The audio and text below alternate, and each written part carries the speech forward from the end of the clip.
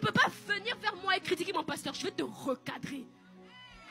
Peu importe, même s'il a eu tort, même si je sais qu'il a tort, mon père, c'est mon père.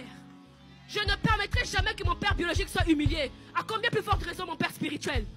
C'est lui qui me bénit, qui paie le prix pour moi. Frère, il y a des bêtises qu'il ne faut pas accepter.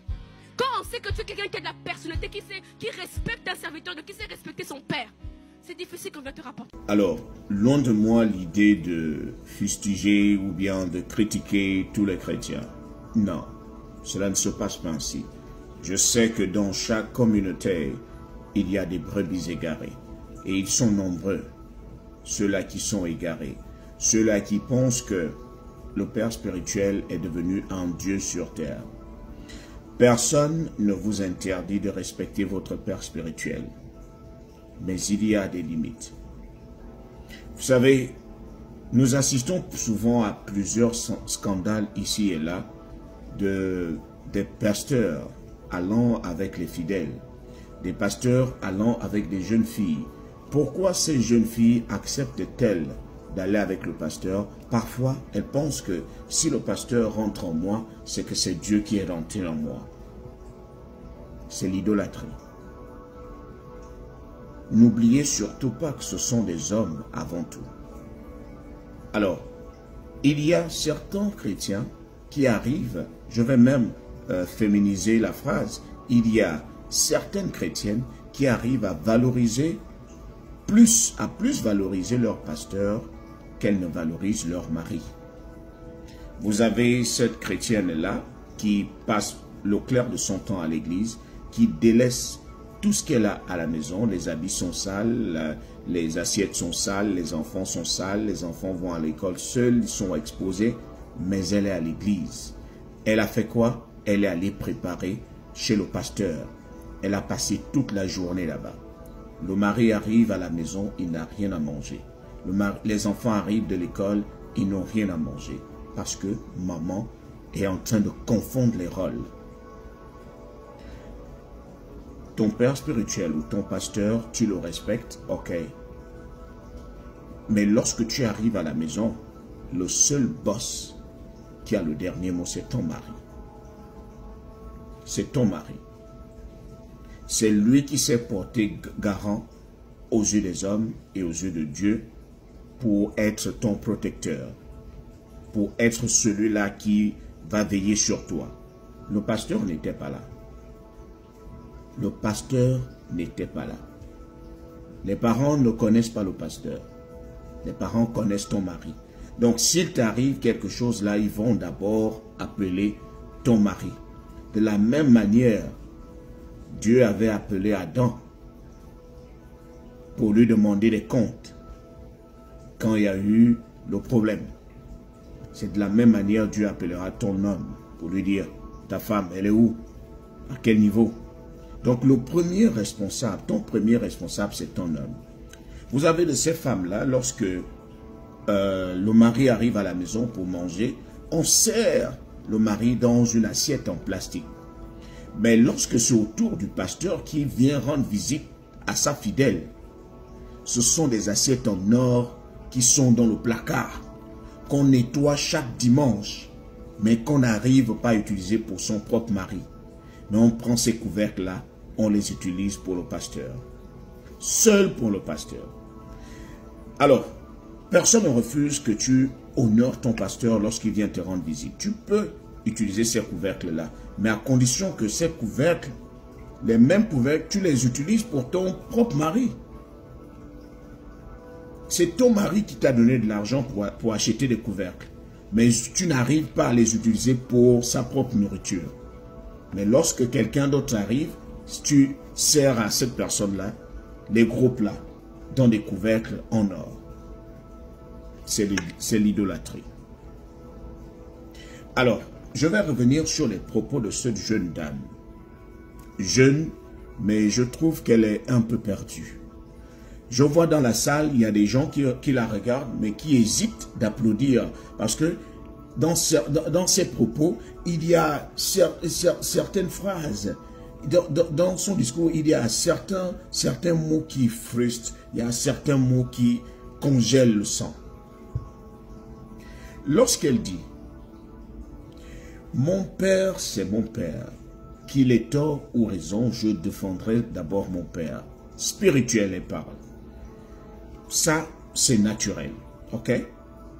Que ça soit ton père biologique ou ton père spirituel, tu es censé le défendre, ok?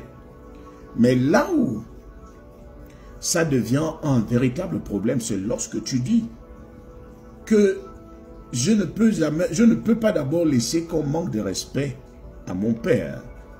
À plus forte raison, ça veut dire qu'il y a quelque chose de plus puissant, il y a quelque chose de plus important, il y a quelqu'un de plus important que ton père.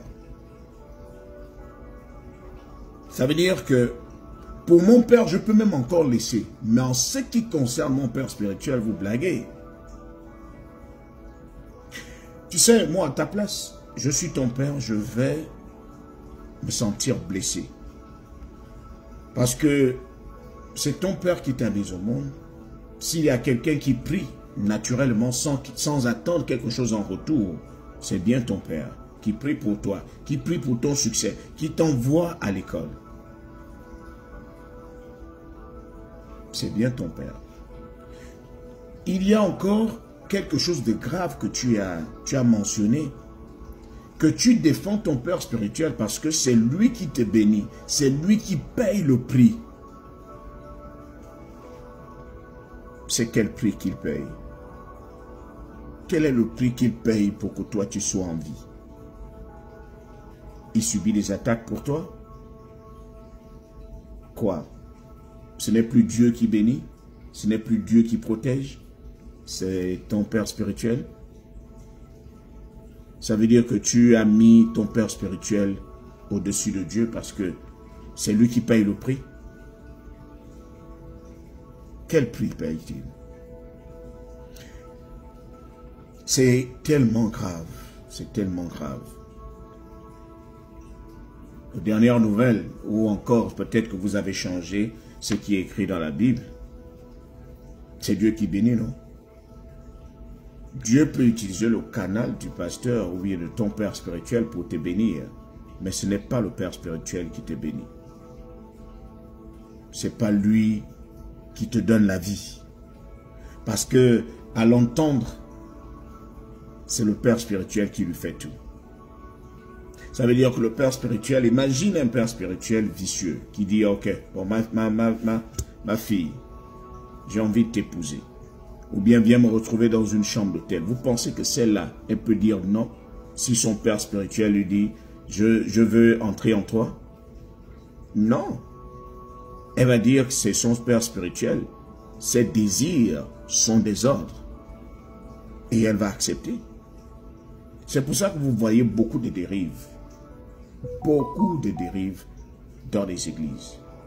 C'est-à-dire, on veut bien cadrer les églises, on veut bien les encadrer, on veut bien sortir la bonne herbe. On veut bien enlever la bonne herbe et l'encadrer, mais la mauvaise a déjà pris le contrôle. L'idolâtrie a déjà pris possession de beaucoup d'églises. Et on le voit ici. L'idolâtrie.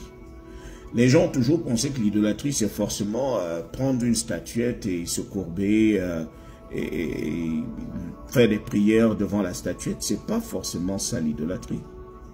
L'idolâtrie, c'est lorsque tu mets quelqu'un d'autre au centre de tes pensées, sans autre que Dieu.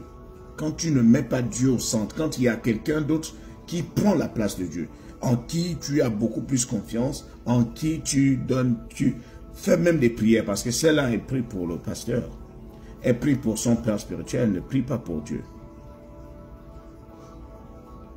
Donc, c'est tellement grave ce genre de propos. Je pense que dans son église, il faudrait qu'il y ait des gens pour lui dire, va un peu doucement. On a compris, tu honores ton père spirituel, tu le respectes, mais il y a des propos très très dangereux que tu as sortis qui ne sont pas bien. Celle-là, si elle est mariée, le mari lui dit, allons à la maison, elle ne va pas partir, parce que son père spirituel ne lui a pas encore donné l'autorisation de partir. Eh bien oui, c'est ce qui se passe dans nos églises.